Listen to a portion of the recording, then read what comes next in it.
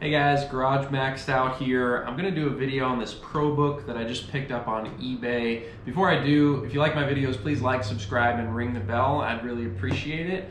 Let's go ahead and dig in here. So I got this Probook on eBay for right around 80 bucks. It's got some scratches, didn't come with an AC adapter, but overall looked really solid, and it's got the AMD APU in it, and I really wanted to play with one of these, so I went ahead and picked it up. Today I'm going to be going ahead and installing a new drive in it because it is missing a hard drive.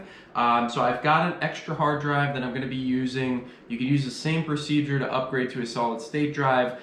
Before I start the procedure, this thing is pretty dirty. I'm going to go ahead and clean it.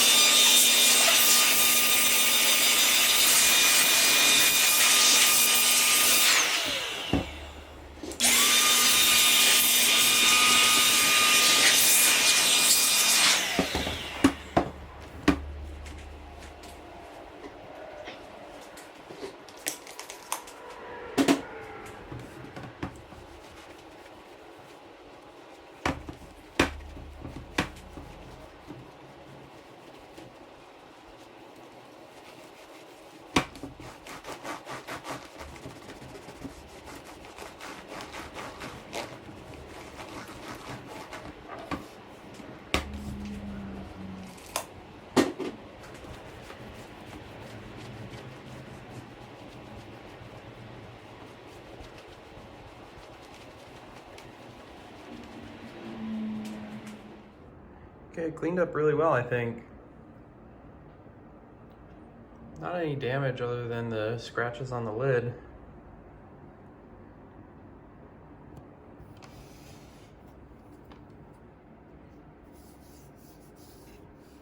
But yeah, looks good.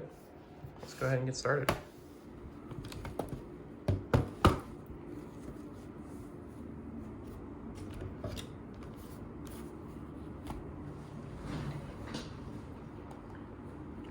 Okay, so first thing that you want to do is you want to disconnect the battery.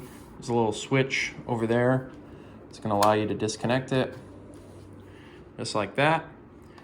And then your second switch right here will allow you to open up the bottom cover. And on these Probooks, you're going to see your hard drive right here, or solid state drive, and then your memory access is going to be right here. And actually, wow, that is really cool. So this laptop was advertised on eBay with no drive.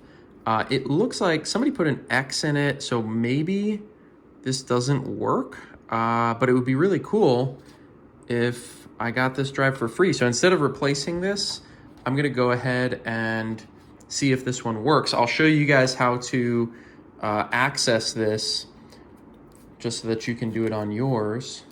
So I know that's probably why you're here. So to remove this drive, you're gonna see 4 screws. And you'll remove those 4 screws. They'll stay in the caddy itself.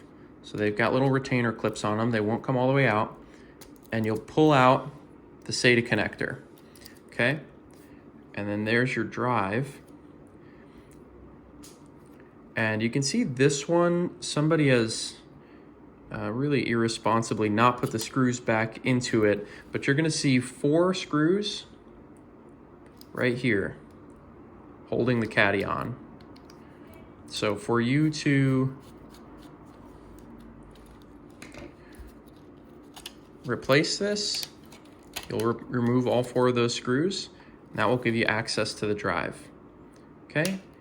And then for your new solid state drive, it can be 7mm or 9mm. This is a 9mm thick drive. A 7mm is going to be essentially just the depth of the black part. I'll put a link in the description for the SSDs that I recommend. An SSD will really bring this thing to life. But since this was in here, I'm going to go ahead and just try it and see if this thing works. You'll go ahead and replace the 4 screws holding the drive in place, okay? Just like that.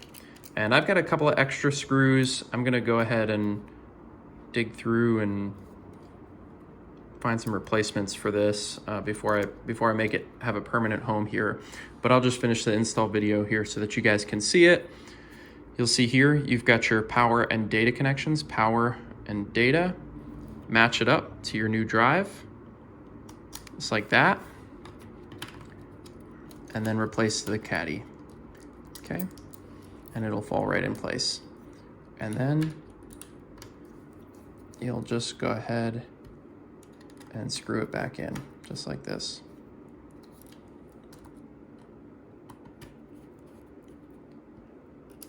Okay, this is a really easy procedure. If you're concerned because you've never done something like this, don't worry at all. It's really easy, and you're not gonna mess anything up by trying it on your own. That's how you replace this. You can upgrade it to a solid state drive. You can put a bigger hard drive in it. The only thing that you wanna be careful with this install versus other videos that I've done, this panel has some pretty big clips, and if you don't properly push down everywhere, they won't clip in where they're supposed to, and then you'll get kind of weird lines on the bottom of the laptop. And I can actually feel over here, this one was probably missed at some point by whoever was working on the laptop before me, and it sat so long like that that it's actually bent the cover. So make sure that you press down evenly as you're putting this back in, just like that. You'll click the battery back into place and lock it. Well, and lock it, just like that. And that's all you need to do. That's the SSD or upgraded hard drive capacity procedure on these Probooks. Really, really easy to work on, which is why I love this lineup. That's all I've got for you on this one. Thanks for watching.